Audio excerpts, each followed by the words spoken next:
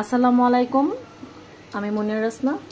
এই যে এখন আমার মেয়ে আজকে বিকেলবেলা আমাদের জন্য আবার সেই ক্রিস্পি আলুটা তৈরি করছে। গতকালও সে রাতের বেলা এটা তৈরি করে খাইয়েছিল আমাকে। খুবই মজা, খুবই ক্রিস্পি হয়। আচ্ছা আম্মু, তুমি এটার মধ্যে কি কি দিয়েছো? এটা এটা কি এই ব্যাটারটা? এই ব্যাটারটা হচ্ছে আটার তৈরি।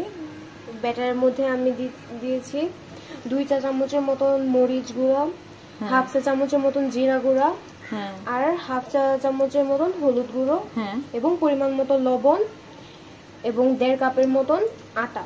আচ্ছা, আর পরিমাণ মতো পানি দিয়েছো। ব্যাটারটা কিরকম হয়েছে একটু দেখাও। ব্যাটারটা ঘন হবে। আচ্ছা, ব্যাটারটা একটু তুলে দেখাও তুমি। আচ্ছা ঠিক আছে, আলুটা দিয়ে নাও, ব্যাটারটা একটু দেখাও।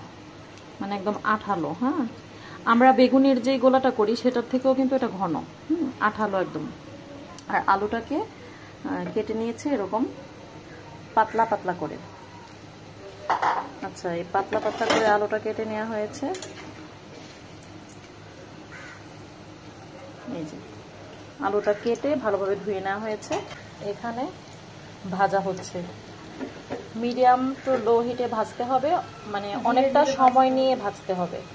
যতটা সময় নিয়ে ভাজা হবে ততটাই ক্রিস্পি হবে। আর ও কিন্তু মানে অল্প করে দিচ্ছে না, একদম অনেক দিচ্ছে, একসাথে অনেক টুক নিয়ে তারপর ভাজছে একবারে, তারপর উল্টে দেবে। যখন মানে কিছুটা শক্ত হবে তখন উল্টে দেবে, তাই না? হ্যাঁ। আচ্ছা ঠিক আছে, তো তুমি তৈরি করো, আমার তো আর সহ্য হচ্ছে না কখন খাবো। তো আমার ছোট্ট সোনামণিটা মাশাল্লাহ এত মজা করে এই ক্রিস্পি আলুটা তৈরি করে। ও কিন্তু খুবই ছোট, মাত্র ক্লাস 8-এ পড়ে। তো আপনারা দেখুন কত সুন্দর করে, এটা ওর আবিষ্কার। মানে ওর গতকাল রাতে একটু আলু খেতে ইচ্ছে করছিল, ও ফ্রেঞ্চ ফ্রাই তারপর আলু ভাজা পছন্দ করে। তো আমাকে বলেছিল করার জন্য, আমি ক্লান্ত ছিলাম, করতে পারিনি। ও নিজে নিজে সেজন্য এটা করেছে। এই যে ভাজা হচ্ছে, এটা মানে অনেকটা সময় নিয়ে ভাজতে হবে। তো এটা কি মানে ওটা বা কখন একটু আর একটু শক্ত হলে এইভাবে উল্টাই দিতে হবে। মানে মোটামুটি কিছুটা শক্ত হলে তারপর উল্টাতে হবে। আর সময় নিয়ে ভাজতে হবে, চুলার আঁচটা কিন্তু ধীরে ধীরে মানে লো থাকবে। আচ্ছা, চুলার আঁচটা একদম একদম লো থাকবে, একদম লো থাকবে। আচ্ছা, আঁচটা আমি একটু দেখিয়ে দিচ্ছি। এই যে, তো আমি আবার আপনাদেরকে একটু পরে দেখাচ্ছি, যেহেতু এটা ধীরে ধীরে ভাজতে হবে, আমি আবার একটু পরে আপনাদেরকে দেখাচ্ছি। ও এখন উল্টে দেবে। এই যে যখন এরকম ক্রিস্পি হয়ে গেছে এক সাইড, তখন উল্টে দিয়েছে।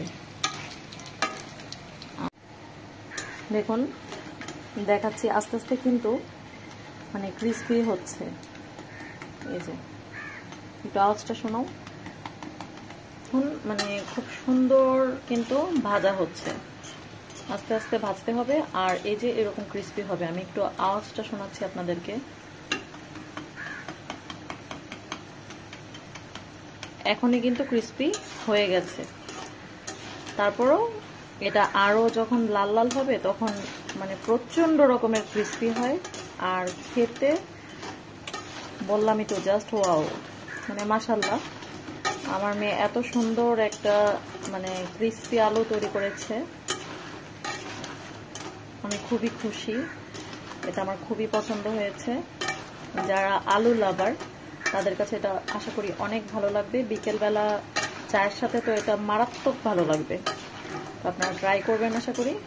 আর আমি শেষ কিভাবে মানে চুলো থেকে নামাবো সেটাও দেখাবো আপনাদেরকে। মানে হয়ে গেছে ভাজা, একদম হয়ে গেছে। এখন তুলে নিতে হবে একটা প্লেটে। আর যে প্লেটে তুলতে হবে সেটা অবশ্যই একটা টিস্যু দিয়ে তারপর টিস্যুর উপর ওঠাতে হবে। তো আজকের এই ক্রিস্পি আলুটা খেতে কেমন হয়েছে সেটা তো অবশ্যই দেখাতে হবে। এটা কতটুকু ক্রিস্পি হয়েছে, গতকাল রাতের মতো ক্রিস্পি হয়েছে কিনা। তো আমি একটা নিলাম, একটু খেয়ে আপনাদেরকে আওয়াজটা শোনাচ্ছি, তাহলে বুঝতে পারবেন। অবশ্য অনেক গরম, মুখ পুড়ে যাবে। সব তো একসাথে নামানো হয়েছে।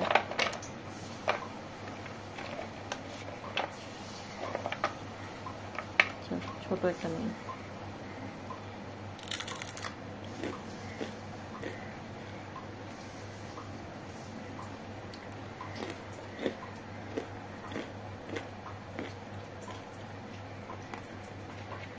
অসাধারণ মচমচে। এখনো গরম, মানে ঠান্ডা হতে হতে এটা আরো মচমচে হবে।